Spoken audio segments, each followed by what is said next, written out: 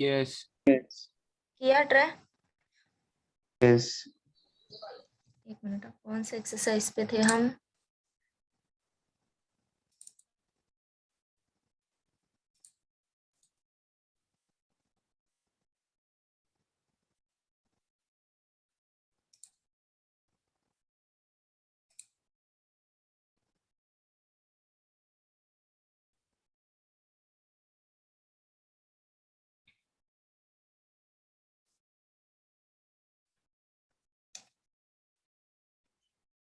Seven point six कर रहे थे ना? 7.3 oh sorry sorry, 7.3 right. Okay, सो टेक्स्ट बुक है सबके पास? जब तक ये लोड हो रहा है तब तक अपने टेक्स्ट बुक में रिफर करो जरा। सी क्वेश्चन नंबर कौन सा कर लिया था? फर्स्ट, देन सेकंड कर लिया था क्या? यस सेकंड भी हो गया था, and third I told you कैसे करना है। देन उसके बाद तुमने क्या किया ये मुझे बताओ।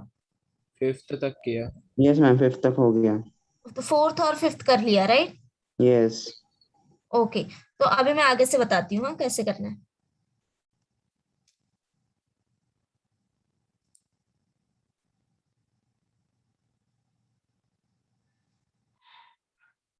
ओके, सो सी, सबके पास टेक्स्ट बुक है? यस एवरीवन, ये लोड हुआ कि नहीं? ओके,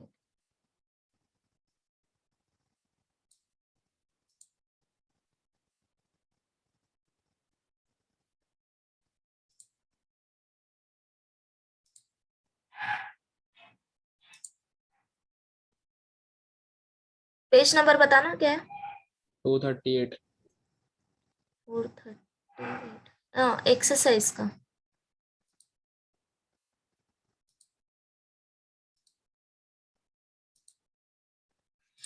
या सी, सो क्वेश्चन नंबर सिक्स्थ से स्टार्ट करते हैं। सिक्स्थ भी जैसे हमने प्रीवियस क्वेश्चंस किए थे ना, बिल्कुल वैसा ही है। सो a company manufacture two types of fertilizers, F1 and F2. Okay, each type of fertilizer require two raw material, that is A and B. That means यहाँ पे X and Y तुमको क्या कंसिडर करना है? अगर स्टार्टिंग से भी तुमको ना समझ में आए, एंड लाइन रीड करो, यहाँ पे तुम्हें पता चल जाएगा कि X और Y क्या कंसिडर करना है। ठीक है, so the number of units of A and B required to manufacture one unit of fertilizer F1 and F2 and availability of raw material, everything is given in this table. Okay. Then पूछा क्या है? By selling 1 unit of F1 and 1 unit of F2, company get a profit of rupees 500 and 750 respectively. Then हमको LPP formalize करना है maximise के लिए। अब देखो तुमको प्रॉफिट किस पे दिया है, किस यूनिट पे दिया है? F1 एंड F2 पे, F1 and F2 right. That means तुमको F1 एंड F2 को X एंड Y कंसिडर करना है, A एंड B ये तुम्हारे साइड मटेरियल हो गए। ठीक है, सो अभी table exactly as it is आएगा जैसे था, बस यहाँ पे X और Y तुमको मेंशन करना है, दैट्स इट। ठीक है, तो एक मिनट में बताती हूँ।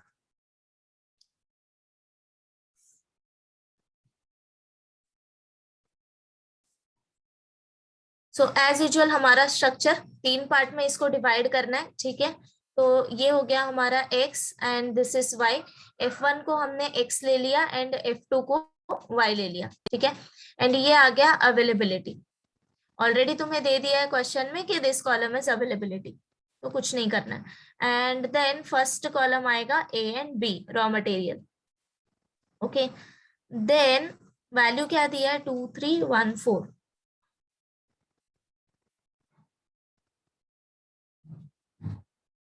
नाउ टेबल से इक्वेशन तो इजीली फाइंड आउट कर लोगे, राइट? अवेलेबिलिटी दिया था 40 एंड 70। सो फर्स्ट इक्वेशन क्या आएगा यहाँ से? अवेलेबिलिटी मतलब कि equal to 40। Correct. So availability means less than equal to sign लगाएंगे। 40 से कम होगा। A unit of F1, A unit of F2, that means 2x plus 3y। ये हो गया first inequality. Second similar way में 1 यूनिट ऑफ F1 ठीक है, B के लिए, एंड बी के लिए 4 unit of F2. So that means ये क्या हो जाएगा, x plus 4y is less than equal to 70 second. अब देखो दो कांस्टेंट तुम्हारे फिक्स होते हैं, that is x greater than equal to 0 and y greater than equal to 0, right? Why? x and y हम लोग यूनिट कंसिडर कर रहे हैं, so obviously नेगेटिव नहीं हो सकता, so x and y greater than equal to 0. बच क्या गया, अभी मैक्सिमाइज किसको करना है. so 1 यूनिट ऑफ F1 के लिए प्रॉफिट हमें कितना दिया है, 500 रुपीज, राइट? ये 1 यूनिट के लिए है. अगर तुम ऐसे x यूनिट ले रहे हो तब प्रॉफिट क्या हो जाएगा, 500x. 500x. समझा ना ये सबको. सपोज तुम लोग एक चॉकलेट खरीद रहे हो तो उस पे प्रॉफिट मतलब सेविंग हो रही है तुम्हारे पास 2 rupees. Suppose you have total 5 rupees, okay, like this. नहीं, अभी टोटल नहीं कंसिडर कर सकते. सो एक चॉकलेट के पीछे 2 रुपीज का प्रॉफिट हो रहा है. सो सपोज तुमने अभी 100 चॉकलेट लिए तो प्रॉफिट कितना होगा टोटल, 200. 200. 100 इंटू 2 करेंगे, राइट? तो सेम यही प्रोसीजर है यहाँ पे. Now second thing, 1 unit of F2 के लिए प्रॉफिट कितना हो रहा है, 750 रुपीज, राइट? सो y यूनिट के लिए कितना प्रॉफिट होगा, 750 इंटू y. ठीक है. अब देखो F1 से हमें इतना प्रॉफिट मिल रहा है 500 इंटू x, F2 से हमें 750 इंटू y इतना प्रॉफिट मिल रहा है. सो टोटल प्रॉफिट क्या हो जाएगा हमारा, addition 500x plus 750y. And ये जो टोटल प्रॉफिट है इसको हमें क्या करना है, मैक्सिमाइज करना है, राइट? सो दैट मीन्स हमारा ऑब्जेक्टिव फंक्शन क्या हो जाएगा, मैक्सिमाइज. इसको हम ले लेंगे z equal to 500x plus 750y. समझा सबको क्या करना है? एग्जैक्टली सेम है, बस टेबल से हमको 2-3 इक्वेशन निकाल लेने एंड देन इसके बाद मैक्सिमाइज फंक्शन, दैट्स इट. ठीक है. इसमें सब्जेक्ट क्या होता है एक बार see this is objective function.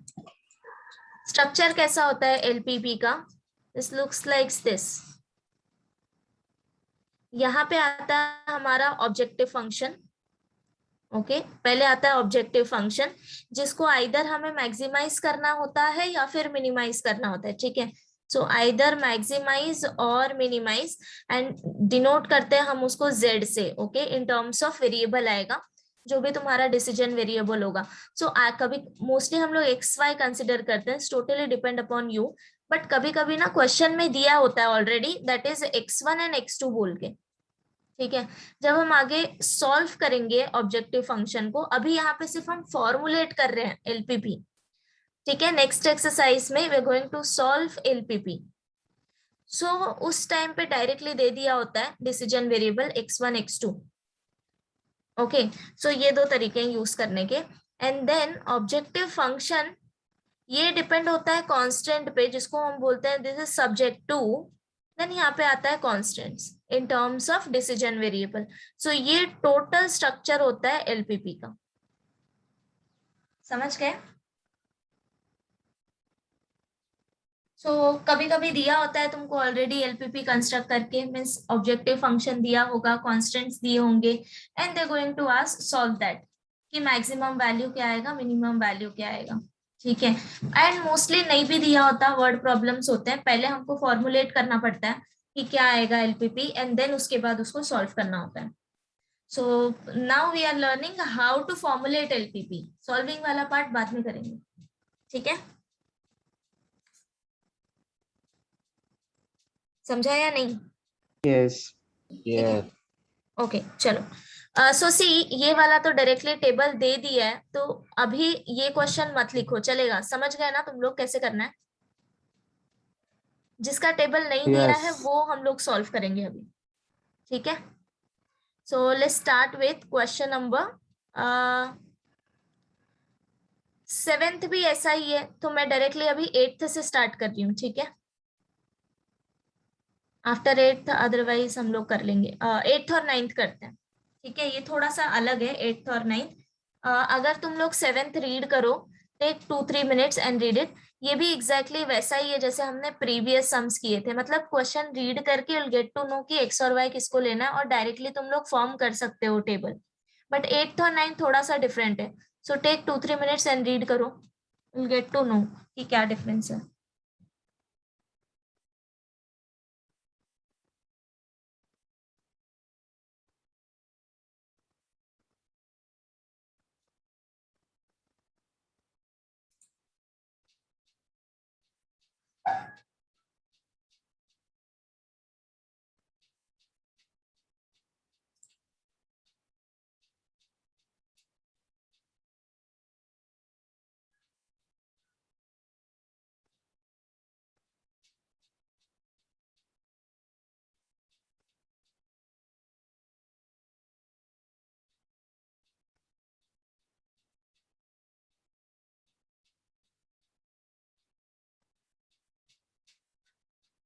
पढ़ा क्या? Yes. Yes. ठीक है, तो अब मुझे बताओ 7th कर सकते हो एवरीवन? Yes. अगर कि एक को भी लगता है कि नहीं कर पाओगे देन जस्ट टेल मी।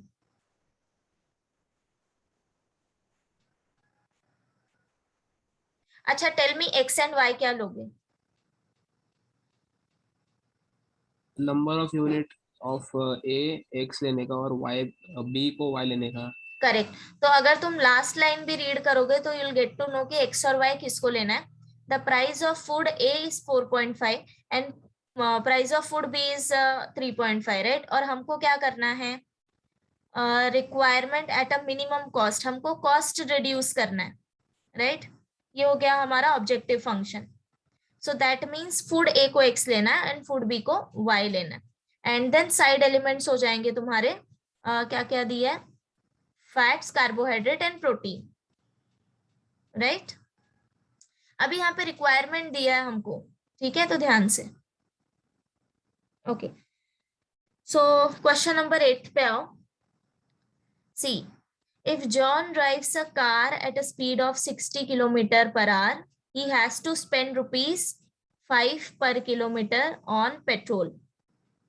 ओके, तो अगर 60 किलोमीटर की स्पीड से जा रहा है तो 5 किलोमीटर ₹5 पर किलोमीटर ऑन पेट्रोल देना पड़ेगा, ठीक है। If he drives at a faster speed of 90, then the cost of petrol increase to 8 per kilometer. Okay, now he has ₹600 to spend on petrol and wish to travel the maximum distance within an hour. So formulate the above LPP. Problem as LPP. तो देख रहे हो यहाँ पे कुछ भी directly नहीं दिया है, राइट। यस, सब कुछ एकदम मिक्स सा है। So let's solve this. अब जब भी स्पीड एंड डिस्टेंस का आ गया तो इसमें हमको टाइम कैलकुलेट करना है, ठीक है। अच्छा, सबको पता है speed equal to distance upon time? Yes, yes. So speed equal to distance upon time. तो टाइम क्या हो जाएगा, this implies distance by time speed. Equal to या डिस्टेंस अपॉन स्पीड। ओके, तो अभी बस हम लोग टाइम कैलकुलेट करते जाएंगे। सी, सो सबसे पहले तो x एंड y क्या लेंगे। अब देखो 60 किलोमीटर सपोज, ओके। अब देखो यहाँ पे हमको स्पीड दिया है, हमें उस पर कितना स्पेंड करने दिया है, राइट। बट हम कितना ट्रैवल कर रहे हैं ये हमको नहीं दिया है, डिस्टेंस, राइट। और इसी को हमको मैक्सिमाइज करना है, correct. Travel the maximise distance, last line read करो। wishes to travel the maximum distance, that means कि ऑब्जेक्टिव फंक्शन जो है हमारा जिसको हमें मैक्सिमाइज करना है वो इन टर्म ऑफ डिस्टेंस आएगा, बराबर। अब यस, जो दो टाइप के डिस्टेंस होंगे उनको तुम्हें x और y लेना है। अब दो टाइप कौन से आएंगे, सी, फर्स्ट टाइप तो आएगा जो 60 किलोमीटर पर आवर की स्पीड से करना है ट्रैवल, एंड सेकेंड टाइप आएगा जो 90 किलोमीटर से करना है, ठीक है। तो x ले लो, ये डिस्टेंस हम ट्रैवल कर रहे हैं बाय 60 किलोमीटर पर आवर की स्पीड से, एंड y हम ट्रैवल कर रहे हैं बाय 90 किलोमीटर पर आवर की स्पीड से। इतना समझा कैसे टैकल करना है? यस, ठीक है, ओके। सो सोल्यूशन भी लिखते चलेंगे साथ साथ। क्वेश्चन नंबर 8, तुम लोग भी लिख सकते हो मेरे साथ. So let John travel x kilometre at speed of. अच्छा, मैंने किलोमीटर ही क्यों लिया है? स्पीड किलोमीटर में दिए हैं. Correct, speed kilometre per our में दिया है, तो इसको भी वैसे ही लो. या so let John travel x kilometer at a speed of 60 kilometer per hour and y kilometer at speed of 90 kilometer per hour. बराबर. ओके, नाउ अब देखो, ऑब्जेक्टिव फंक्शन कोई बता सकता है मुझे क्या आएगा?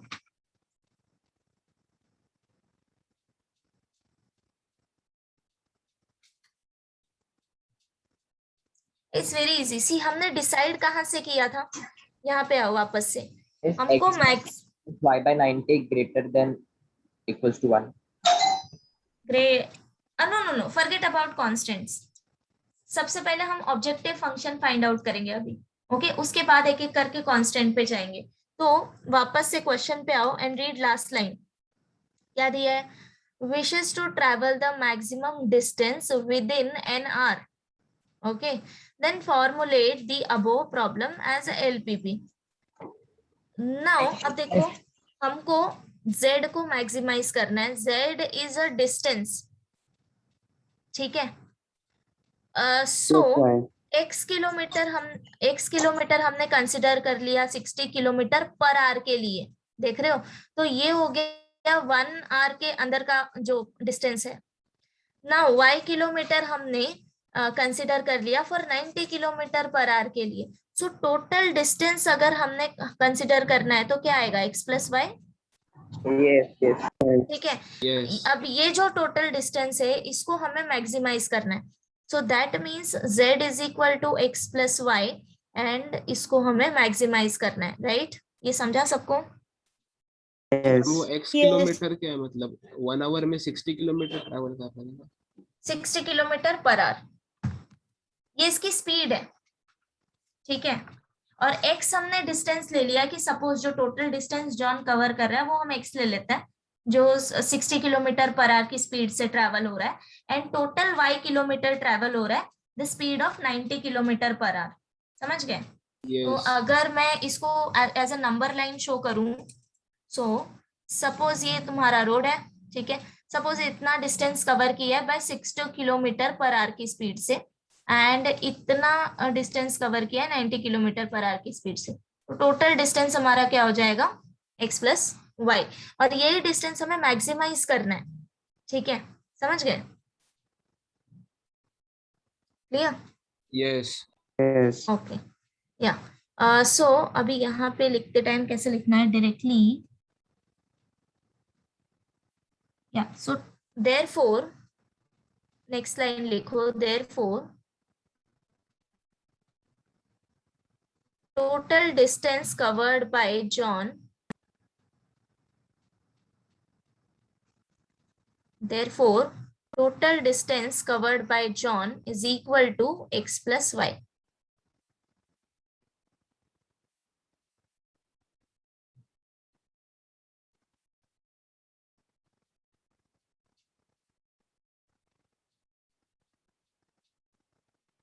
Cover or traveled. Total distance traveled by John is equal to x plus y. So therefore say z equal to x plus y. Objective function.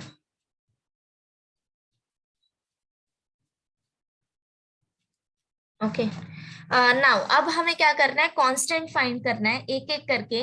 Now उसके लिए सबसे पहले सी, अब स्टार्टिंग के लाइंस रीड करो. कहाँ से रीड करना है? 5 पर किलोमीटर ऑन पेट्रोल. इसके बाद से सी, if he drives at a faster speed of 90 kilometer the cost of petrol increase to 8. this is fine. He has rupees 600 to spend on petrol and wish to travel the maximum distance within an hour. Right? Okay. So मुझे बताओगे total time कितना available है उसके पास? 1 hour. 1 hour. ये समझा सबको? Last line Yes. वापस से रीड करो. Wish to travel the maximum distance within an hour. 1 hour में ही हमें मैक्सिमम डिस्टेंस कवर करना है. मीन्स हमारे पास मैक्सिमम टाइम अभी रिक्वायरमेंट है या अवेलेबिलिटी है? अवेलेबिलिटी है. सो टाइम का अवेलेबिलिटी हमारे पास सिर्फ 1 आवर है. ओके.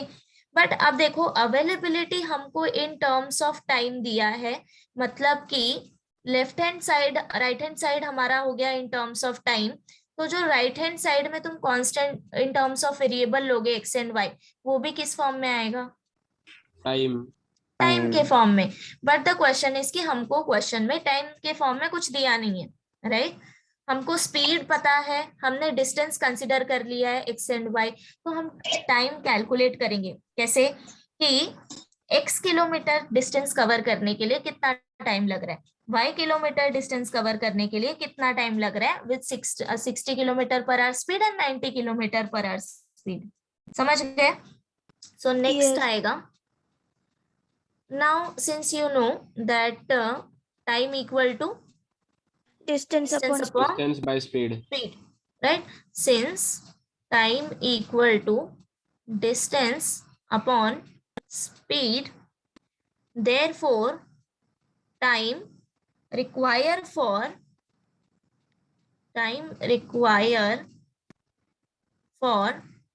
x किलोमीटर is क्या आ जाएगा? X by 60. x by 60.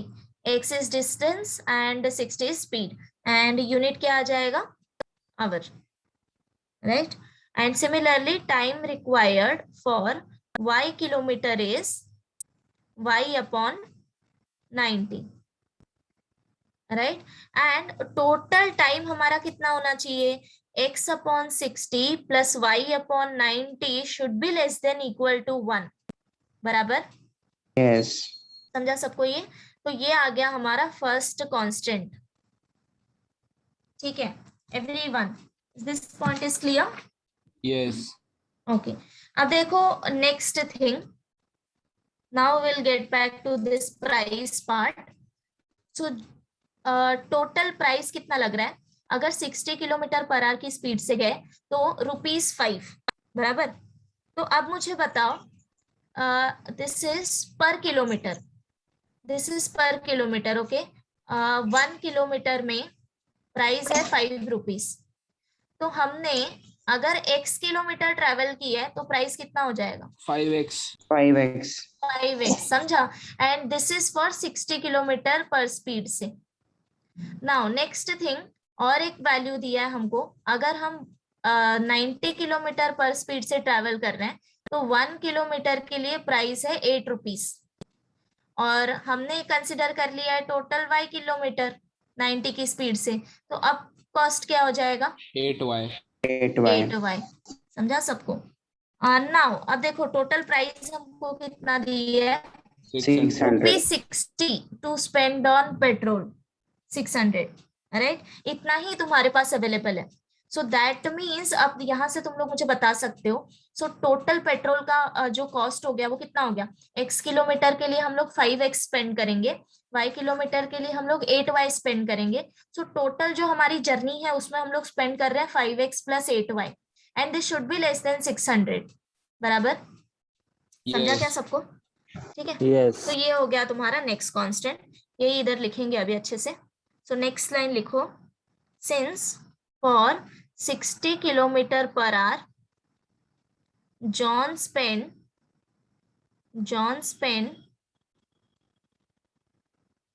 ₹5 on petrol per kilometer. So therefore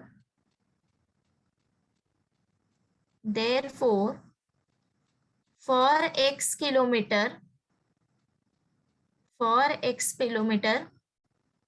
cost equal to 5x. Okay. Similarly, for 90 km per hour, John spent ₹8 on petrol per kilometer.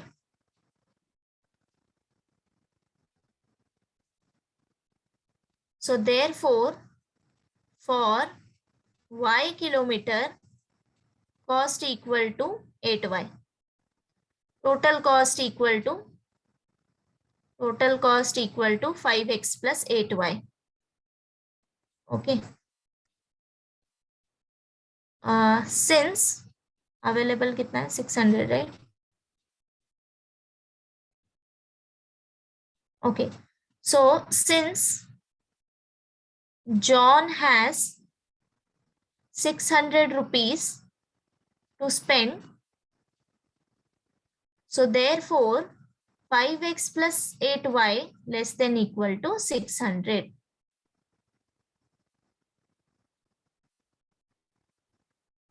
आगे सब लोग यहाँ तक सबने complete कर लिया? Yes. ओके अभी और दो कांस्टेंट आएंगे, that is non negative constant. See x और वाई हमने डिस्टेंस लिया है, राइट? और डिस्टेंस नेगेटिव नहीं होगा. So that means next line, since distance is not negative implies x greater than equal to 0 and y greater than equal to 0. Okay.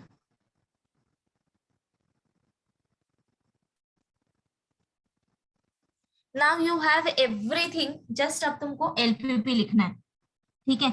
So hence given LPP can be formulated as, hence LPP can be formulated as, so हमारा structure क्या है? First क्या आएगा? Objective function, right? So objective function हमको maximise करना है, oh sorry हाँ maximise करना है distance. So maximise z equal to x plus y subject to अब जो कांस्टेंट मिला है वो लिखते जाओ. सो फर्स्ट था x upon 60 plus y upon 90 less than equal to 1. Next 5x plus 8y less than equal to 600 and finally x and y greater than equal to 0. Clear? तो ये है तुम्हारा फाइनल आंसर. सी हमेशा जब भी तुम्हें LPP formulate करना होगा, तुम्हारा फाइनल आंसर यहाँ पे आके खत्म होना चाहिए. This is the structure of LPP. ठीक है?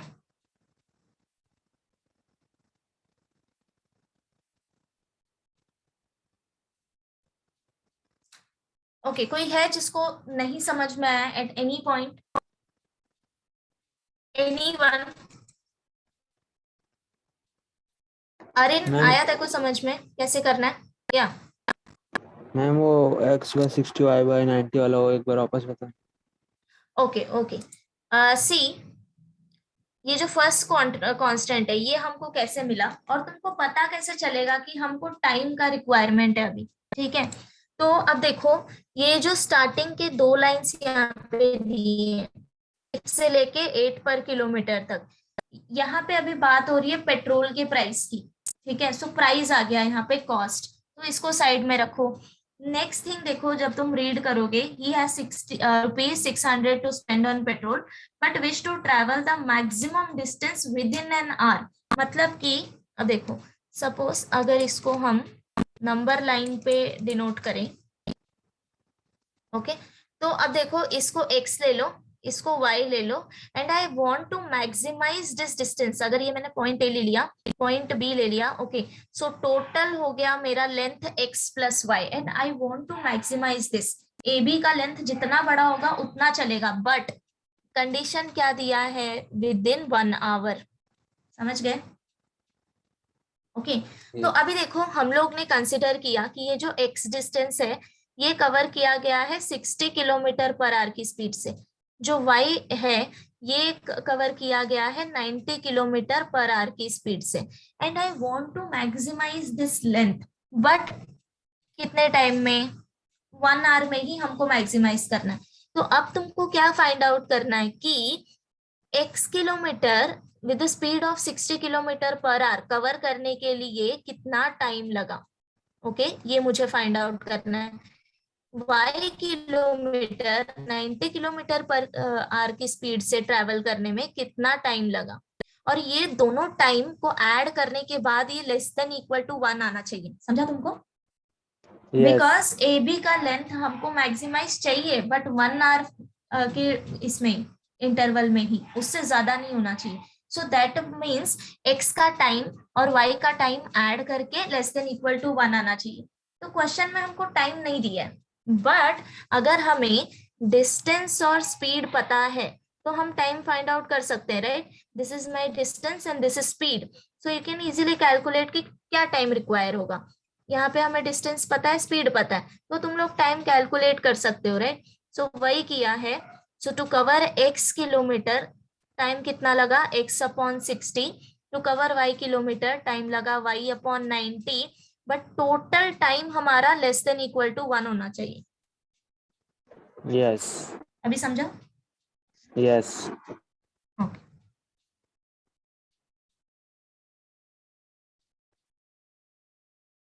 ओके। सो किया सबने यहाँ तक कंप्लीट? Yes okay, fine. तो क्वेश्चन करते हैं, लास्ट वन। सी, रीड करो properly. The company makes concrete bricks made up of cement and sand. Okay, see initially अगर तुमको नहीं समझ में आ रहा है कि एक्स एंड वाई क्या लेना है, कोई जल्दी नहीं है, अपने को लास्ट तक रीड करो एंड देन उसके बाद डिसाइड करना है कि एक्स और वाई क्या लेना है। ठीक है? कभी कभी क्या होता है कि एक्स और वाई क्या लेना है ये हमको लास्ट में एग्जैक्टली दिया होता है, और स्टार्टिंग में जो साइड मटेरियल होते हैं वो दिया होता है। सो बिल्कुल भी जल्दी नहीं करनी है, ठीक है? प्रॉपरली रीड करो। So the weight of a concrete bricks has to be least 5 kg। ठीक है? सो सीमेंट एंड सैंड दोनों को मिला के वेट हमारा होना चाहिए at least, has to be least 5 kg। तो अब मुझे बताओगे यहाँ पे रिक्वायरमेंट दिया है या फिर availability? Availability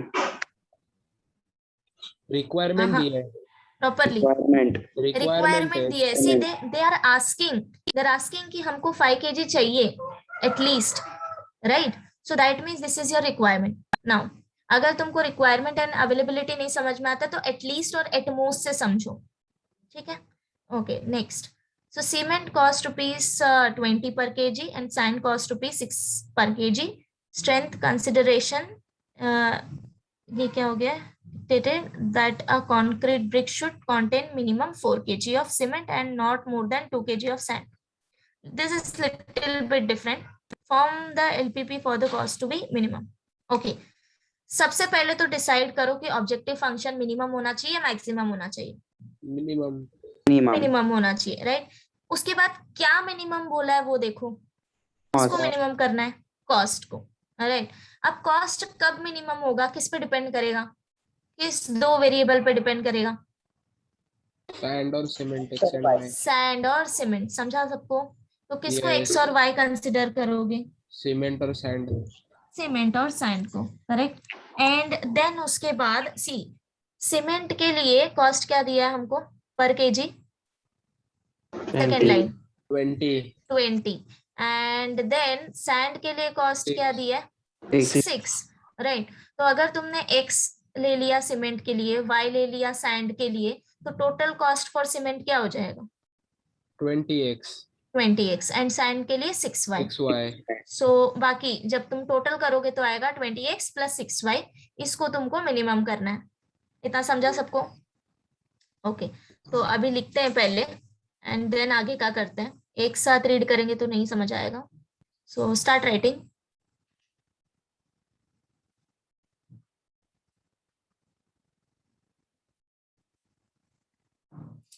So let the company use x1 sorry x ले लो या फिर x1 ले लो।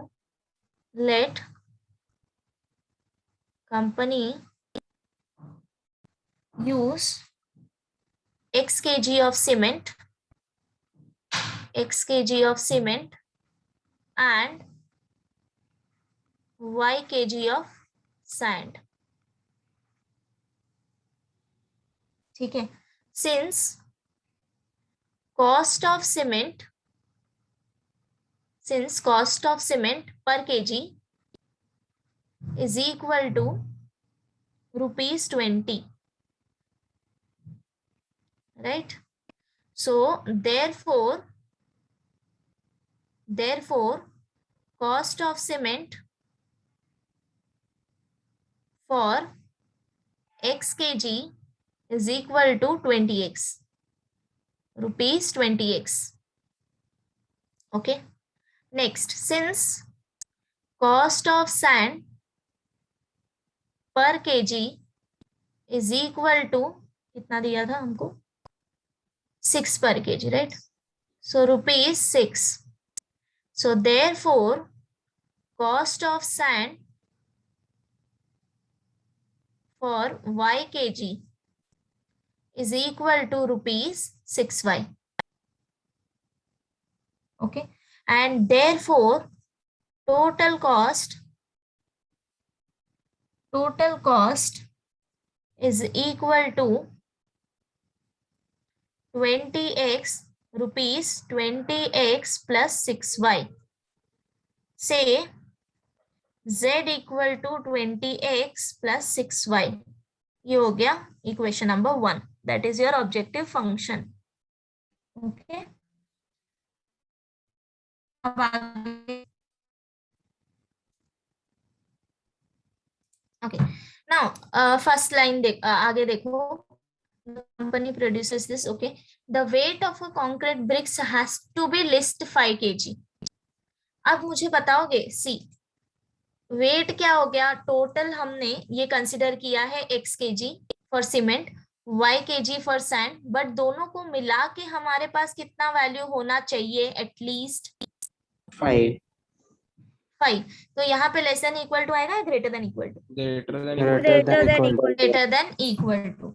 तो ये हो गया तुम्हारा एक कांस्टेंट. ओके, सो लिख लो आगे. since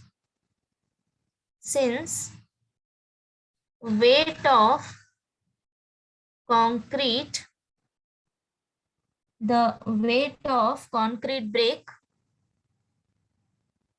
has to be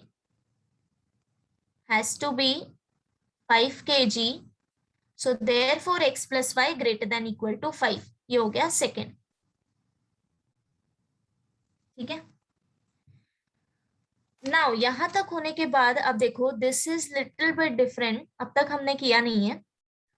see the strength consideration for a concrete brick should contain, अच्छा, मिनिमम 4 kg ऑफ सीमेंट होना चाहिए. मतलब अब देखो हमको कंडीशन किस पे दिया है, सीमेंट पे हमको दिया है कि जो मिनिमम सीमेंट होना चाहिए वो होना चाहिए 4 kg.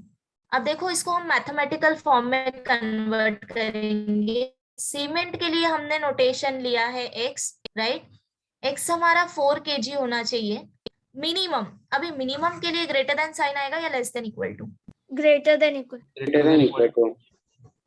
सो 4 ऐसा आएगा, नहीं, x No. Greater than, right? x greater than equal to 4 kg. See minimum मतलब कि तुम इसको कंसिडर कर सकते हो as at least. Okay, so at least 4 kg cement होना ही चाहिए. That means x should be greater than equal to 4 kg. तो ये हो गया तुम्हारा दूसरा कांस्टेंट. नेक्स्ट, ठीक है. अब देखो एक और दिया होगा, that is and more than 2 kg of sand. So more than 2 kg of sand. तो सैंड के लिए हमने वेरिएबल लिया था y. 2 kg हमको लिमिट दिया है, बट मैक्सिमम आएगा या मिनिमम? मिनिमम आएगा, less than equal to more than 2 kg not of more than sand. दिए. Not हाँ, not more than, not more than. Not more than. So that means कि at most, इसको तुम ऐसा consider कर सकते हो, एट मोस्ट. yes. ठीक है. So y less than equal to 2. ये हो गया तुम्हारे बाकी के दो कांस्टेंट. एंड बाकी x एंड y हमने क्या लिया है, वेट लिया है, तो x और y तो ग्रेटर देन होगा ही, Non 0. negative. ठीक है. सो in this way, so finally अब क्या आएगा, since breaks should contain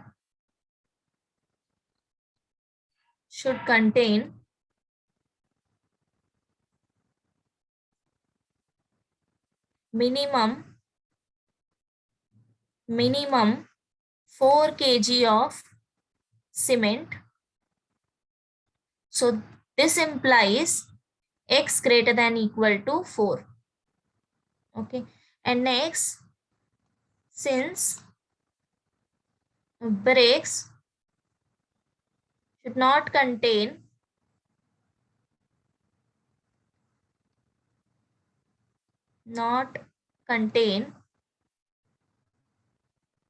more than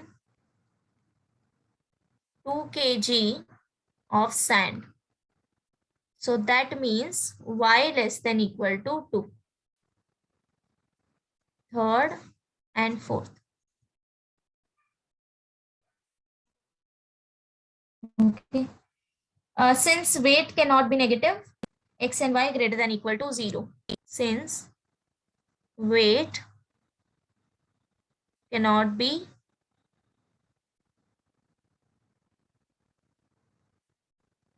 negative, so this implies x greater than equal to 0 and y greater than equal to 0. अब बस final answer लिखो. So therefore LPP can be formulated as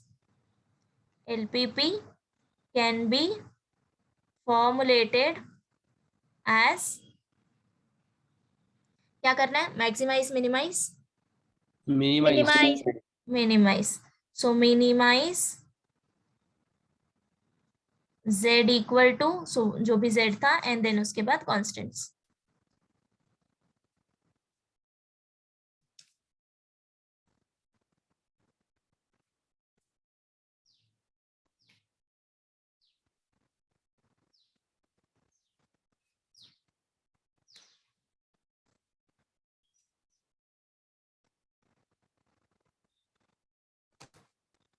हो गया यहाँ तक? Yes. ओके. सी, यहाँ तक जो हमने किया है ये हो गया फॉर्मुलेशन ऑफ एलपीपी. आगे हम लोग क्या करेंगे, सोल्यूशन फाइंड आउट करेंगे कि z वैल्यू हमारा कौन सा ऐसा z वैल्यू होगा जो मैक्सिमाइज होगा, मिनिमाइज होगा, वो कौन सा पॉइंट होगा x और y का. क्या वैल्यू लोगे तुम x और y का कि z मैक्सिमाइज होगा और मिनिमाइज होगा. ये हम आगे सॉल्व करेंगे. तो नेक्स्ट एक्सरसाइज थोड़ा सा इंटरेस्टिंग है, ग्राफ वाफ बनाना रहेगा, सॉल्व करना रहेगा. ठीक है. सो अब तक हमने 7.3 तक जो भी किया है, how to draw graph, how to find out feasible region, and जो फॉर्मुलेटेड एलपीपी है उसको कैसे टैकल करना है, ऑल दिस थिंग्स, ये सबका मिक्सचर आएगा 7.4 में. ठीक है. सो 7.4 स्टार्ट करने से पहले there are some terms like what is the solution of LPP. So solution of LPP मतलब जो पॉइंट्स उसको सेटिस्फाई कर रहे होंगे, ओके, जो तुम्हारा ऑब्जेक्टिव फंक्शन होगा उसको ही हम बोलते हैं. एक्चुअली फाइनली जो सॉल्यूशन ऑफ एलपीपी होता है, जो तुम एक्स और वाई वैल्यू फाइंड आउट करोगे, जो तुम्हारे ऑब्जेक्टिव फंक्शन को मिनिमाइज या मैक्सिमाइज करेगा, उसको हम बोलते हैं solution of LPP. And feasible solution तो तुमको पता ही है, हमने लास्ट एक्सरसाइज में फेजिबल रीजन फाइंड आउट किया था. ठीक है. जो सारे पॉइंट्स ऑब्जेक्टिव फंक्शन और कांस्टेंट्स को सेटिस्फाई करते हैं, उसमें सारे पॉइंट्स इंक्लूड होते हैं. मैक्सिमाइज और मिनिमाइज हम बाद में देख लेंगे. तो वो हमारा होता है फेजिबल रीजन, सारे solution set, total solution set. Right. Now एक न्यू वर्ड है यहाँ पे देखो, ऑप्टिमल फेजिबल सोल्यूशन. तो ऑप्टिमल फेजिबल सोल्यूशन क्या होता है कि ये मेरा एलपीपी है. सी सपोज दिस इज, यहाँ पे हमने लिखा था ना, या. So consider this example. तो अब देखो ये हो गया तुम्हारा ऑब्जेक्टिव फंक्शन, ओके, और ये हो गया तुम्हारे कांस्टेंट्स। तो पास्ट एक्सरसाइज में हमको सिर्फ कांस्टेंट्स दिया होता था और हम लोग ग्राफ ड्रॉ करके suppose this is feasible reason और हम लोग फेजिबल रीजन फाइंड आउट करते थे, राइट। ऐसे सॉल्यूशन जो इन सब कांस्टेंट्स को सेटिस्फाई करेंगे, तो ये होता था हमारा फेजिबल सॉल्यूशन, फेजिबल रीजन, और इसके अंदर जो पॉइंट्स होते थे ये हमारा फेजिबल सॉल्यूशन होता था। Now what is optimal solution? Optimal solution मतलब कि अब ऑब्जेक्टिव फंक्शन देखो, इसमें ढेर सारे पॉइंट हैं जो इन सारे कांस्टेंट को सेटिस्फाई करेंगे, there are so many points, but एक पॉइंट ऐसा होगा जहां पे तुम्हारा फंक्शन मैक्सिमाइज हो रहा होगा, समझ गए? या फिर अगर तुमको मिनिमाइज करना है तो एक पॉइंट ऐसा होगा जहां पे तुम्हारा ऑब्जेक्टिव फंक्शन मिनिमाइज हो रहा होगा, तो उस सोल्यूशन को हम बोलते हैं ऑप्टिमल सोल्यूशन, जो हमारे एलपीपी को सेटिस्फाई करता है, जो कंडीशन हमें चाहिए। मैं क्लियर? रिपीट करो ना मिस, बस दे आवाज नहीं आ रहा। Okay okay, let me repeat this. So see, मैं रैंडमली कुछ वैल्यूज लिख रही हूँ, okay. So maximise z is equal to 5x plus 2y and constants ले लेते हैं, subject to x plus y greater than equal to 1, 2x plus y less than equal to 2, x and y greater than equal to 0, right. ये हो गया तुम्हारा LPP, ठीक है। सो हमें पता है कि फेजिबल रीजन क्या होता है। अगर तुम्हें सपोज सिर्फ कांस्टेंट्स दिया है, फॉरगेट अबाउट ऑब्जेक्टिव फंक्शन, तो हम फेजिबल रीजन कैसे फाइंड आउट करते थे? इनइक्वालिटीज को इक्वेशन में कन्वर्ट करके ड्रॉ द लाइंस जो रीजन तीनों को सेटिस्फाई करेगा, ठीक है, वो होता था हमारा फेजिबल रीजन। तो मैं अभी रैंडमली इसको कंसिडर कर रही हूँ कि suppose this is my feasible reason. इसका मतलब क्या हो गया कि इसके अंदर जो भी पॉइंट्स होंगे वो इन तीनों को सेटिस्फाई करेंगे, बराबर? यही Yes. मतलब है फेजिबल रीजन का, है ना? Yes. अब देखो इसमें मेरे पास बहुत सारे पॉइंट हैं, सो मेनी पॉइंट्स, राइट, बट इसमें से, और ये सारे सॉल्यूशंस हैं, बट ऑप्टिमल सॉल्यूशंस क्या आएगा? ऑप्टिमल सॉल्यूशन, ऑप्टिमल सॉल्यूशन मतलब कि कोई एक पॉइंट ऐसा होगा, कंसिडर x, y, जो इस ऑब्जेक्टिव फंक्शन को मैक्सिमाइज करेगा। इसका मतलब क्या हुआ कि जब तुम x और y सब्स्टिट्यूट करोगे तो उस पॉइंट पे वैल्यू तुम्हारा मैक्सिमम आएगा, z का वैल्यू, ठीक है। अगर तुमको मिनिमाइज करना होगा तो there exist some point x and y जिसका वैल्यू तुम सब्स्टिट्यूट करोगे तो z का वैल्यू मिनिमम आएगा, तो उस पॉइंट को हम बोलते हैं ऑप्टिमल सॉल्यूशन, जो हमको चाहिए एक्चुअल में आंसर। समझ गए? Yes ma'am. So feasible region तो तुमको पता ही है। Now see, there are so many methods to solve LPP, graphical method, simplex method, और भी है BigM method, there are so many method.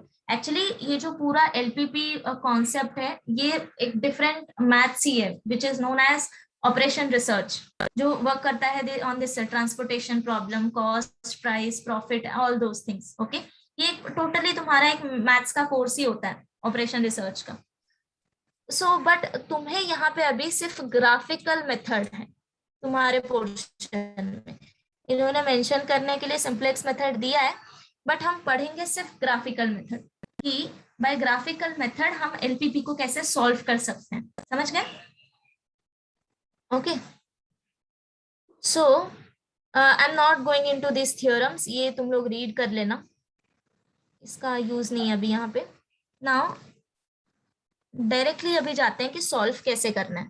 So let me take one example, 7.4 इधर ही से ले लेते हैं ना।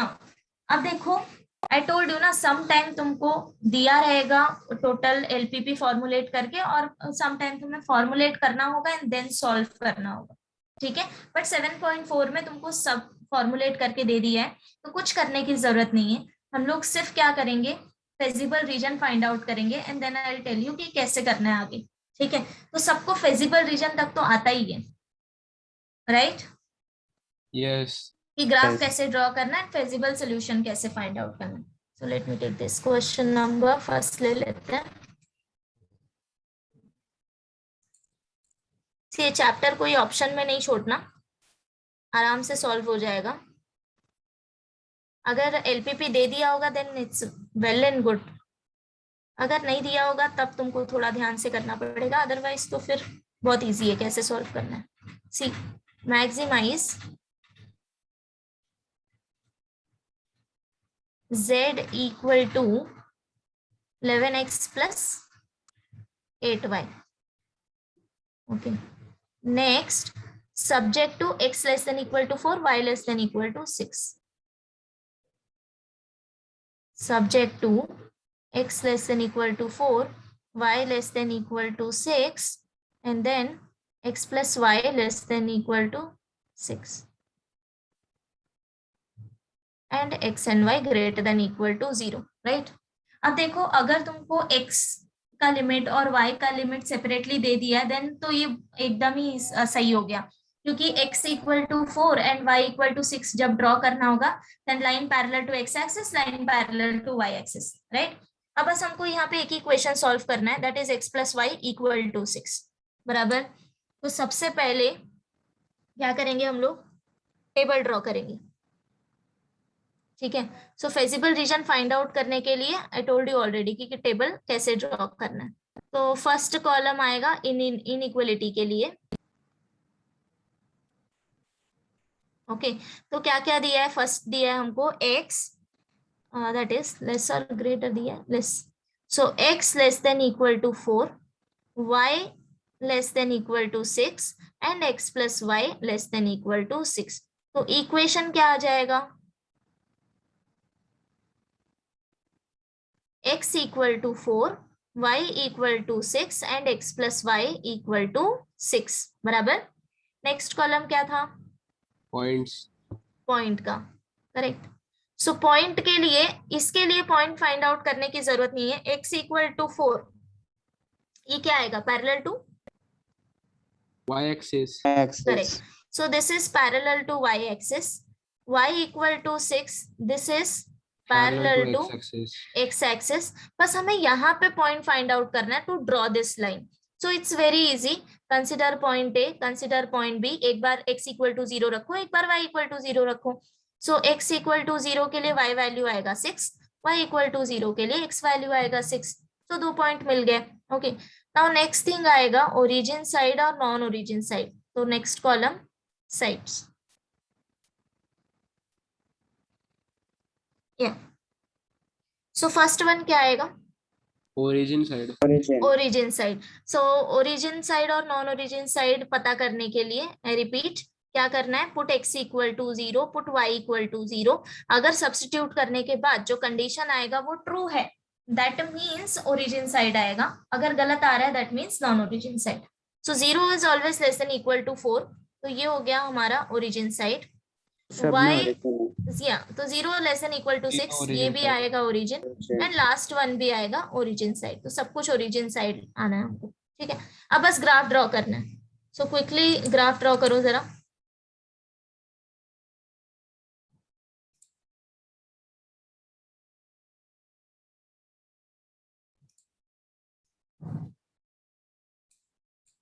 ये तुम लोग प्रॉपरली वो कोऑर्डिनेट एक्सिस ड्रॉ करना, ऐसे वाला. Okay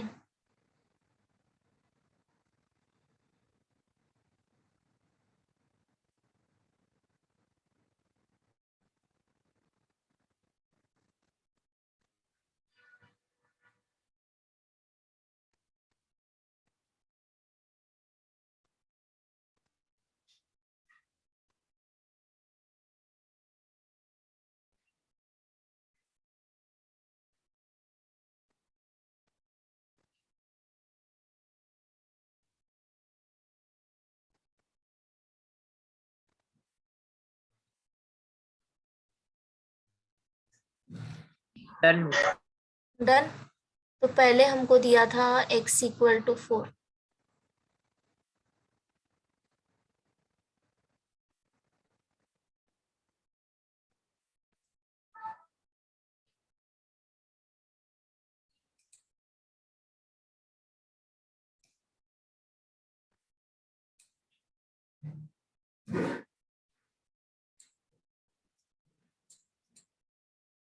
then this y equal to 6 and last में क्या था, this 6,0 point B and this is point A.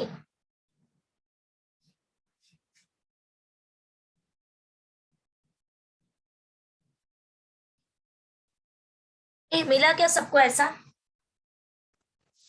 इतना मिला सबको? अभी रीजन ड्रॉ करो। सी सब कुछ ओरिजिन साइड था, सो सब कुछ अंदर की तरफ आएगा टुवर्ड्स ओरिजिन। ये हो गया दिस। नाउ अब देखो this line y equal to 6b origin side आएगा एंड ये भी ओरिजिन साइड आएगा। This is also inner and ये भी अंदर। अब मुझे बताओ कि टोटल क्या कहते हैं कॉमन रीजन कौन सा आएगा हमारा? सी एक एक पार्ट करके एलिमिनेट करना है। ये पार्ट नहीं आएगा जो मैं पिंक से अंडरलाइन कर रही हूँ ना, ये पार्ट नहीं आएगा। वाई? बिकॉज इसमें x plus y equal to 6 का कॉन्ट्रीब्यूशन नहीं है, राइट? नेक्स्ट ये वाला पार्ट है जो मैं पिंक से कर रही हूँ, ठीक है, ये भी नहीं आएगा। वाई? इसमें x इक्वल टू वाई का कॉन्ट्रीब्यूशन नहीं है। तो तुम्हें ऐसा रीजन देखना है जहां पे सारे एरो अंदर आ रहे हो। तो फाइनली या सो अंदर वाला आएगा पार्ट, दैट इज जो मैं येलो पार्ट से अभी कर रही हूँ सी। तो तुमको ये पिंक वाला कुछ नहीं करना है अपने आंसर में, सिर्फ जो येलो वाला रीजन होगा उसको शेड करो। शेड करो आइदरवाइज क्या करना है ऐसे कर सकते हो। Let me show you. Lines draw करो, लाइंस लाइक दिस, ऐसे, ठीक है। मिला सबको? ये हो गया तुम्हारा फेजिबल रीजन एंड इसके अंदर जो भी पॉइंट्स है वो हो गया फेजिबल सोल्यूशन। नाउ बट देखो यहाँ पे बहुत सारे पॉइंट हैं जो इन सारे कांस्टेंट को सेटिस्फाई कर रहे हैं, बट हमारा मेन ऑब्जेक्टिव क्या है कि हमें ये फंक्शन सॉल्व करना है z equal to 11x plus 8y, जिसको हमें मैक्सिमाइज करना है। ओके, तो अब मुझे बताओ यहाँ पे इतने सारे पॉइंट हैं, हम सारे पॉइंट्स को कंसिडर करके तो नहीं सब्स्टिट्यूट कर सकते, राइट? है ना? यस। अच्छा कितने पॉइंट्स है इसके अंदर, कोई बता सकता है?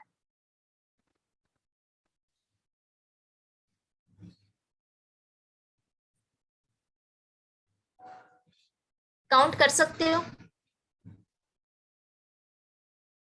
We can not count, right? Yes.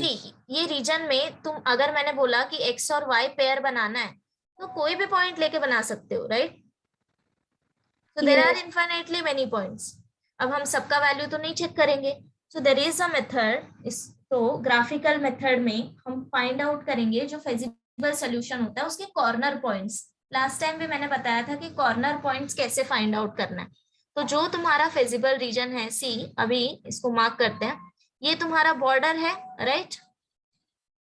ये हो गया तुम्हारा बॉर्डर फेजिबल रीजन का। तो इसके बॉर्डर का जो भी तुम्हारा पीक पॉइंट होगा, लाइक ऐसे टर्निंग पॉइंट आता है ना, लाइक दिस पॉइंट, ये हो गया तुम्हारे कॉर्नर पॉइंट्स। तो ऐसे पॉइंट्स तुमको कलेक्ट करना है। सो सी फर्स्ट पॉइंट हो गया this A, right? This is one corner point. Second point is this which is the intersection of two line x plus y equal to 6 and x equal to 4। तो यहाँ पे हम नाम दे देंगे, suppose this is P। Next corner point is this which is 4,0। अब यहाँ पे भी नहीं था नाम तो इसको दे दो C। ओके, एनीथिंग जो भी तुमको चाहिए। And last point is origin. समझ गए? जो पीक पॉइंट्स होंगे ना उसको कॉर्नर पॉइंट लेना है। अभी वो पॉइंट क्या होता है सी, अगर फॉर एग्जाम्पल अगर एक एग्जाम्पल ले, या suppose this is your region. Okay, so अभी यहाँ पे कॉर्नर पॉइंट्स क्या क्या आएगा, ये हो गया एक corner points, then this one and this one, this one. Okay, like this. समझ गए ना कॉर्नर पॉइंट्स क्या होता है? यस। ओके, तो ऐसे करके सबसे पहले तो तुम्हें पॉइंट मार्क कर लेना, बाद में देखेंगे कि उसका वो पॉइंट का वैल्यू हमें पता है कि नहीं पता होगा तो फाइंड कर लेंगे। Okay, so first of all अभी देखो यहाँ पे कॉर्नर पॉइंट्स हमको क्या क्या मिला। सो हाँ, कॉर्नर पॉइंट से क्यों लेते हैं हम? सी कॉर्नर पॉइंट क्यों लेते हैं, राइट? आई टोल्ड यू ना, first of all there are so many solutions. ये जो हमको फेजिबल रीजन मिला है, राइट, इसके जो सोल्यूशंस होंगे इसको हम बोलते हैं feasible solution, but what we want optimal solution, right? So to find out optimal solution, we are going to what eliminate extreme points जो हमारे बिल्कुल ही काम के नहीं है, ठीक है. So Yes. इसको हम बोलते हैं कॉर्नर पॉइंट मेथड, जो हम ग्राफिकल मेथड में यूज करते हैं. कॉर्नर पॉइंट मेथड, जो कॉर्नर पॉइंट्स होते हैं फिजिबल रीजन के, वो हमेशा हमें ऑप्टिमल सोल्यूशन की तरफ लेके जाते हैं. बट वी डोंट नो कि कौन सा पॉइंट ऑप्टिमल सोल्यूशन आएगा. वो हम चेक कर सकते हैं बिकॉज कॉर्नर पॉइंट लिमिटेड होते हैं, राइट? Yes. समझ गए? सो कॉर्नर पॉइंट्स लाइक ये हमारे पीक वैल्यूज होते हैं. इफ यू कंसिडर, कहीं पे मिनिमम आएगा, कहीं पे मैक्सिमम आएगा. लाइक फॉर एग्जांपल, अगर तुम एक स्मूथ ग्राफ ड्रॉ करो, लाइक जैसे हमने एओडी में किया था, ओके अगर हमने एक स्मूथ ग्राफ लिया, सो देर आर सम पॉइंट्स जो मैक्सिमम वैल्यू देंगे, देर आर सम पॉइंट जो मिनिमम वैल्यू देंगे. अब ये अंदर के वैल्यू से हमें क्या यूज है इसका? अगर मुझे चेक करना होगा मैक्सिमम क्या है, मिनिमम क्या है, तो मैं ऑब्वियसली पीक वैल्यूज पे चेक करूंगी ना Yes. कि मिनिमम कहाँ पे है और मैक्सिमम कहाँ पे. You understood? Yes. तो सेम गोज फॉर दिस. तो फिजिबल रीजन में भी जो तुमको रीजन मिलेगा, forget about inner values, just consider corner values जिसमें पीक वैल्यू मिल रहा है. कहीं पे मिनिमम होगा, कहीं पे मैक्सिमम होगा, वो हम चेक करेंगे. क्लियर? Yes. सो नाउ अब देखो कॉर्नर पॉइंट्स क्या क्या मिले हमको, ए, टी, सी एंड ओ. अब देखो इसमें से कौन कौन सा पॉइंट तुम्हारे पास ऑलरेडी है. पॉइंट्स मतलब कि एक्स और वाई वैल्यू वो होना चाहिए, तभी उसको जेड में सब्स्टिट्यूट करोगे ना. तो ए हमको पता है already, that is 0,6. We know origin 0,0. C भी पता है हमको, दैट इज 4,0. अब पता क्या नहीं है, we don't know what is the point P. ये हमको फाइंड आउट करना पड़ेगा. तो आगे भी जो भी हम क्वेश्चन सॉल्व करेंगे, तुम्हें अभी यहाँ पे सिर्फ पी वैल्यू मिल रहा है. आगे जाके क्वेश्चंस में ऐसा भी होता है कि 2-3 पॉइंट होते हैं जो हमको नहीं पता होता है, तो उस टाइम पे हमें वो पॉइंट फाइंड आउट करना है, राइट? सो ये सबको पता होगा कि अगर मुझे दो लाइन का इंटरसेक्शन पॉइंट फाइंड आउट करना है तो कैसे करेंगे? एक्स वाई फाइंड आउट कर. एक्स वाई की फाइंड आउट करने का दोनों को. यस. यस, तो दोनों को साइमल्टेनियसली सॉल्व करना है. इंटरसेक्शन पॉइंट मतलब कि क्या? ये जो पॉइंट होगा, सपोज दोनों इसको को कंसीडर, satisfy करेगा.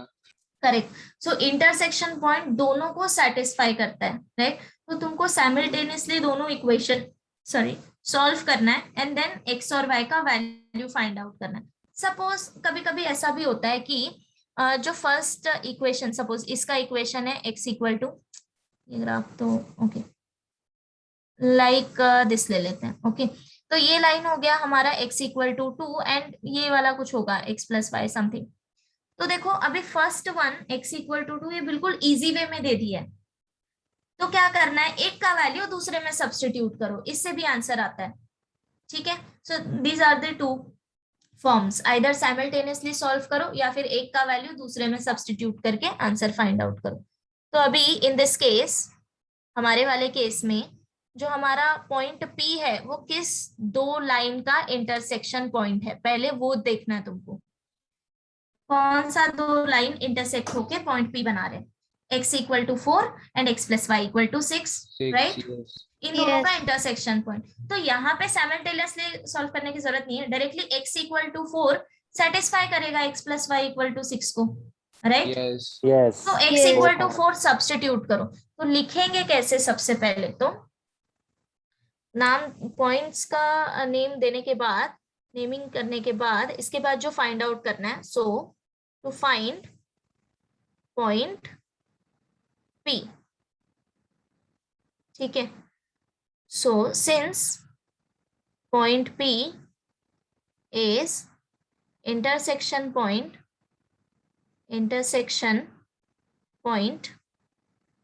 of x plus y equal to 6 and lines x plus y equal to 6 and x equal to 4. So therefore 4 plus y equal to 6 and y equal to 6 minus 4. तो ये आ गया 2, right? अब देखो x का value हमें पता है और y वैल्यू हमें मिल गया, तो पॉइंट P क्या आएगा? 4,2. 4,2. सो देयरफॉर पॉइंट P ये हो गया हमारा 4,2. ठीक है? एंड बाकी सारे पॉइंट तो हमें पता है, सिंस कॉर्नर पॉइंट्स आर, तो स्टार्टिंग से अभी सारे वैल्यू लिखो। ए क्या था 0,6, then point P 4,2, then point C 4,0 and at the end origin 0,0। ठीक है, यहाँ पे पहले लिखना सिंस फेजिबल रीजन इज क्या आएगा APCO and therefore corner points are this. अब बस तुमको वैल्यू फाइंड आउट करना है सब्स्टिट्यूट करके। सो देयरफॉर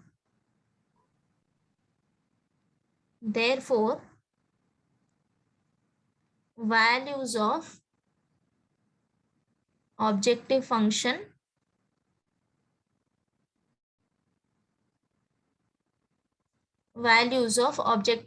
objective function क्या था, z equal to 11x plus 8y 11x plus 8y at corner points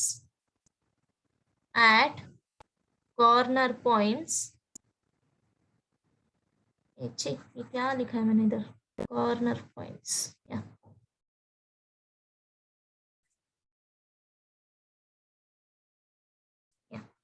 are. अब एक एक करके वैल्यू फाइंड आउट करना है, ठीक है। तो z एट 0,0, तो इसको ऐसे ले सकते हो, z एट 0,0, तो ये क्या आ जाएगा 11 into 0 plus 8 into 0, तो ये हो गया 0। Now z at 4,0, that is 11 into 4 44. plus 8 into 0, 44. Then z at 4,2, this is 11 into 4 plus 8 into 2, so this is equal to 44 plus 16, 60, right? And finally z at 0,6, which is 11 into 0 plus 6 into 8, so 48, right? अब देखो now इतना procedure ना सब में same होगा, हर एक question में हमने स्टार्टिंग से लेके एंड तक जो किया है। क्या करना है, टेबल ड्रॉ करना है, पॉइंट्स फाइंड आउट करना है, ग्राफ ड्रॉ करना है, find out feasible reason, corner points decide करो, सारे पॉइंट्स चेक करो तुम्हारे पास है या नहीं, जो नहीं होगा वो फाइंड आउट करो, एंड देन उसके बाद एक एक करके वो सारे वैल्यू जेड में सब्स्टिट्यूट करो। इतना होने के बाद एट द एंड तुमको देखना है कि क्वेश्चन तुमको क्या दिया,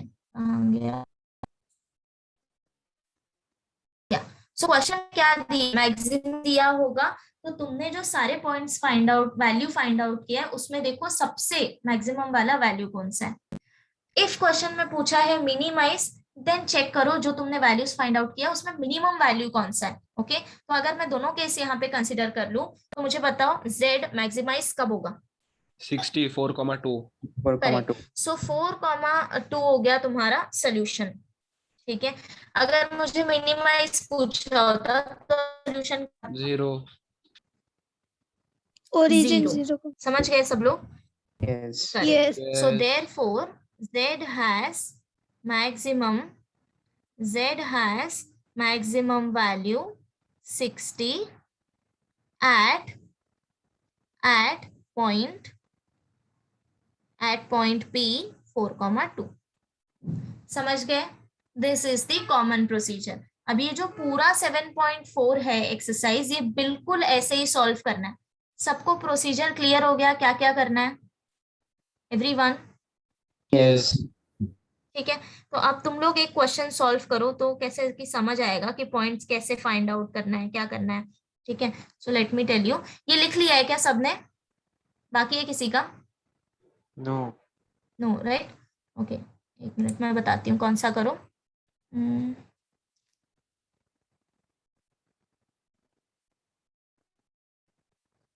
सॉल्व क्वेश्चन नंबर 5। यहाँ पे 3 कांस्टेंट है ना हमारे पास। क्वेश्चन नंबर 5 सॉल्व करो। Maximize z equal to 3x plus 5y।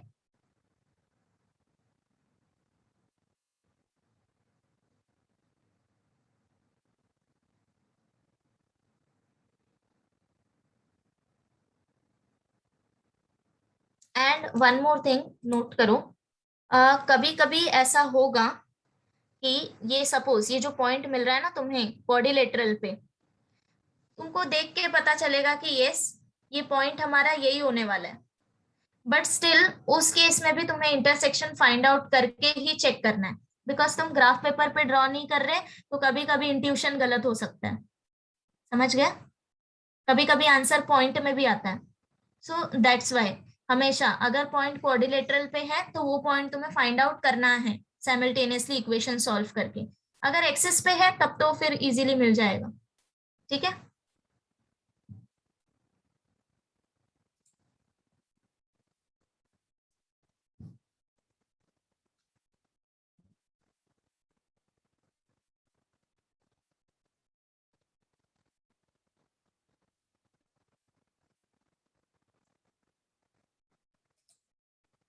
कर रहे हो ना सब लोग सॉल्व? Devika, you doing? दिशा?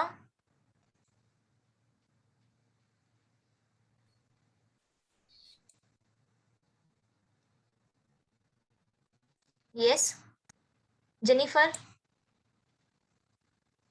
केदार कर रहा है सॉल्व? अरे केदार तो करता ही है, चलो। किंजल? Yes, ma'am. ओके चलो, ये चैप्टर ऑप्शन में नहीं छोड़ना है किसी को भी, ठीक है? बिकॉज सेम प्रोसीजर फॉलो करना है हमें, सिर्फ एक काम करना है, that is calculation, that's it. तो इतना तो आएगा ही ना आप सबको, राइट? थोड़ी प्रैक्टिस की जरूरत होगी, सो मैं भी करती हूँ fifth question along with you so that हम चेक करें।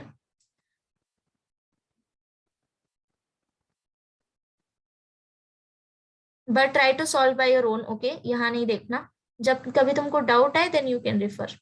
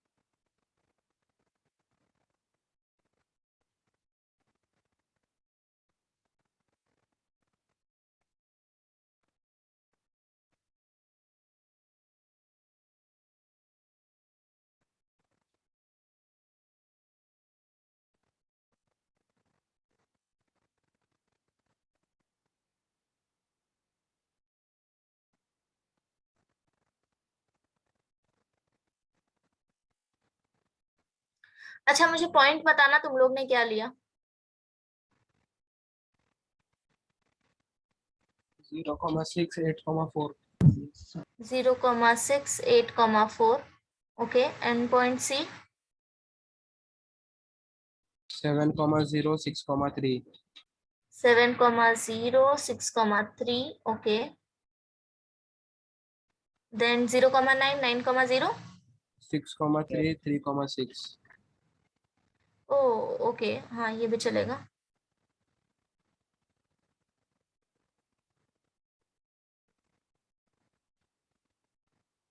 ओके, एंड बाकी सब कुछ ओरिजिन साइड आएगा, राइट? Yes.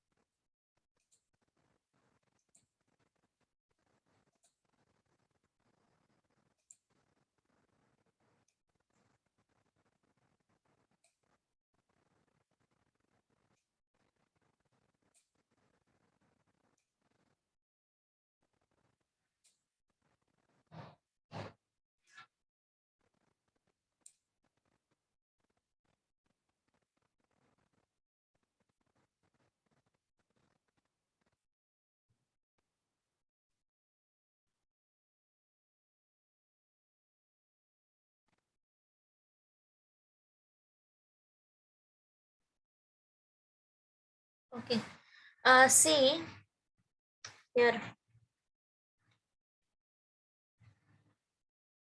ये देख रहे हो जो लाइन है 3x plus y equal to 21, जब तुम 2 पॉइंट ड्रॉ करोगे, हमको इंटरसेक्शन पॉइंट चाहिए वाई एक्सिस के साथ, बट ये नहीं हो रहा है, राइट? तो तुमको क्या करना है, ऑब्वियसली इंटरसेक्शन पॉइंट आएगा, सो इसको रफली थोड़ा सा इंक्रीज करके तुम लोग कर सकते हो ना अपने नोटबुक में।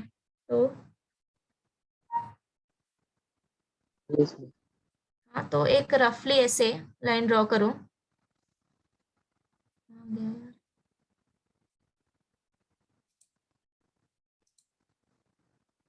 वो इंटरसेक्ट करना ही चाहिए। हाँ हाँ, एक्स मतलब एक्स और वाई के साथ करेगा, तभी तुम कॉर्नर पॉइंट्स फाइंड आउट कर पाओगे ना। ओके, तो अभी ये जो लाइन का इंटरसेक्शन पॉइंट क्या आएगा, सी ये लाइन तुम रैंडमली ड्रॉ कर सकते हो, बस पॉइंट पे तुम जरा नेम दे देना। लाइन क्या आएगा, that is 3x plus y equal to 21। तो फर्स्ट इंटरसेक्शन पॉइंट है, एक्स एक्सिस के साथ है 7,0, राइट? एंड कैसा लाइन ड्रॉ हुआ है मुझसे, एक मिनट, ये तुम लोग प्रॉपरली करना।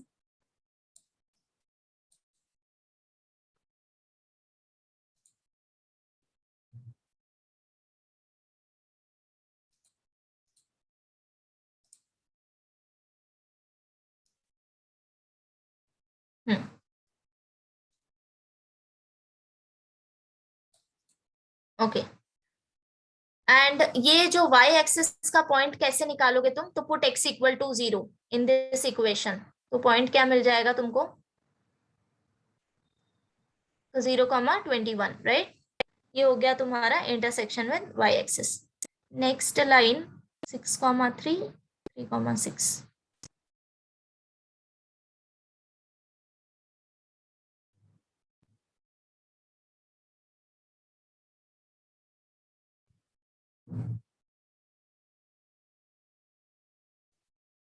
सिक्स कॉमा थ्री तो इसी पे आ जाएगा, सपोज इसी को ले लेते हैं, 6,3, 3,6।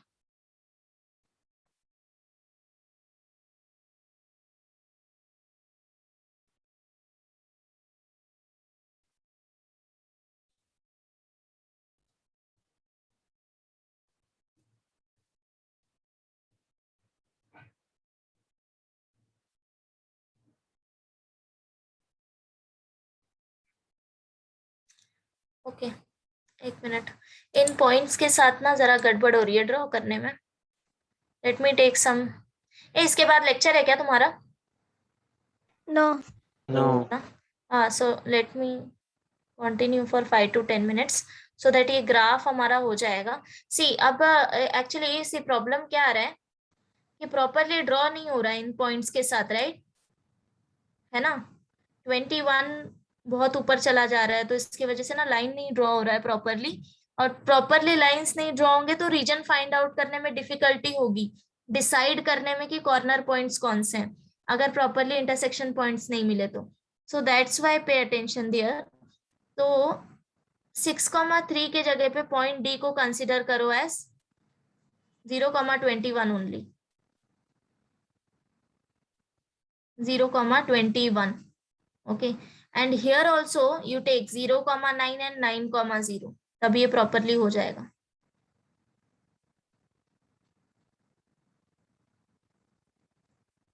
स्केल हम लोग एडजस्ट कर लेंगे। ओके, नाउ ड्रॉ करो।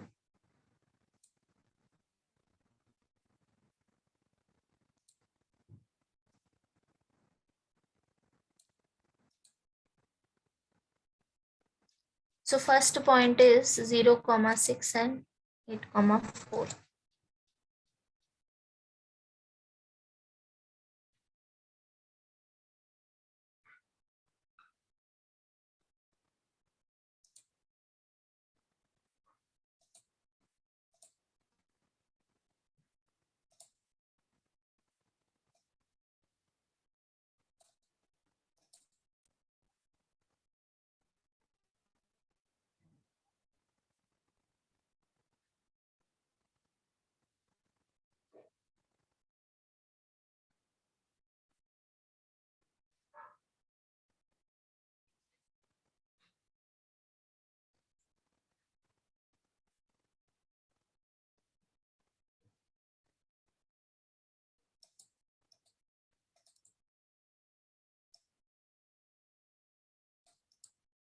अच्छा, this is the line x plus 4y equal to 24।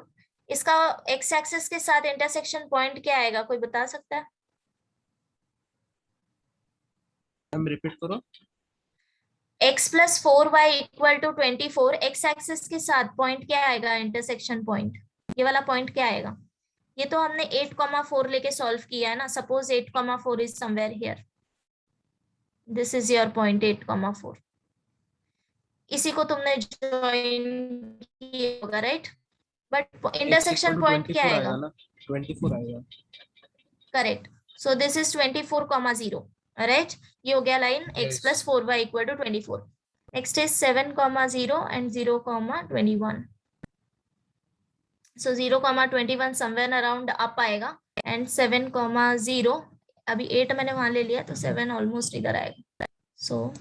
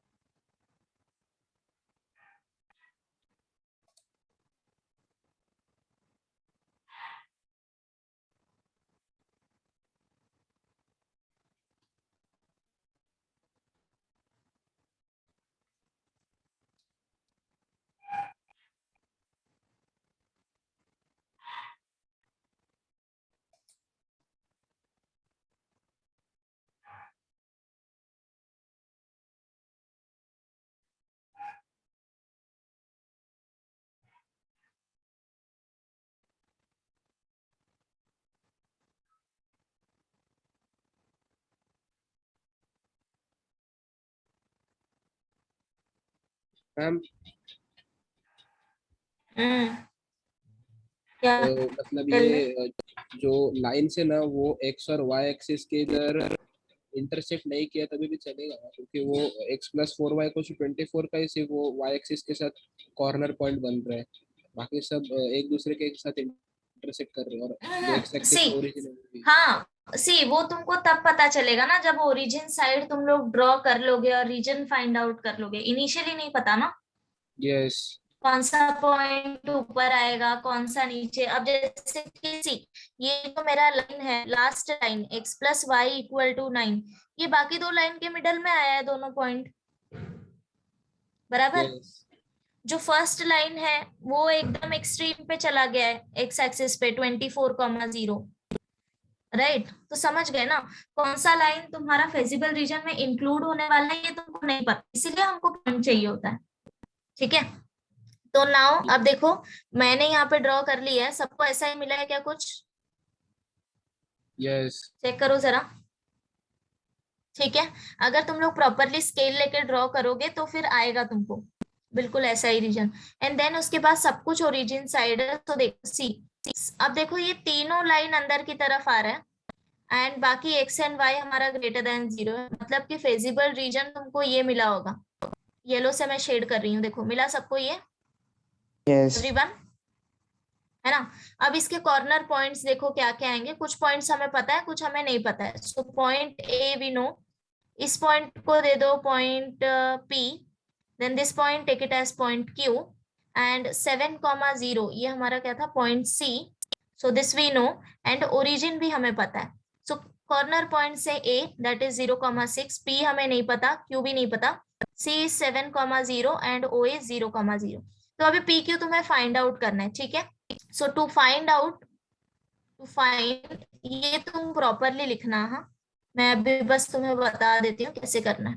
So to point find point P, अब देखो पी किन दो लाइन का इंटरसेक्शन है, this point P, line x plus y equal to 9 and x plus 4y equal to 24, right? तो इसको तुम्हें simultaneously solve करना है एंड फाइंड आउट करना है value of x and y, कर लोगे? तो यहां से Yes. तुम्हें मिलेगा पॉइंट P। अब फाइंड आउट करो point Q। To find point Q, ये किस दो लाइन का इंटरसेक्शन है? 3x plus y equal to 21 and next line क्या है? x plus y equal to 9।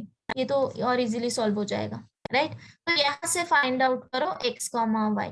So in this way ये दोनों पोजीशन भी तुम्हारे फिल हो जाएंगे।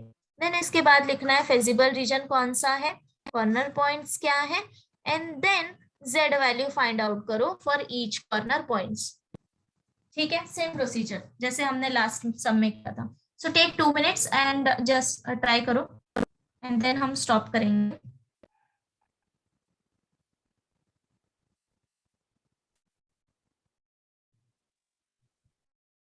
ओके, सो एक्सरसाइज में सारे क्वेश्चन बाकी के ऐसे ही हैं। सो इज इट फाइन अगर हम सारे क्वेश्चंस ना करें, कर लो आगे? जो भी बचे हैं।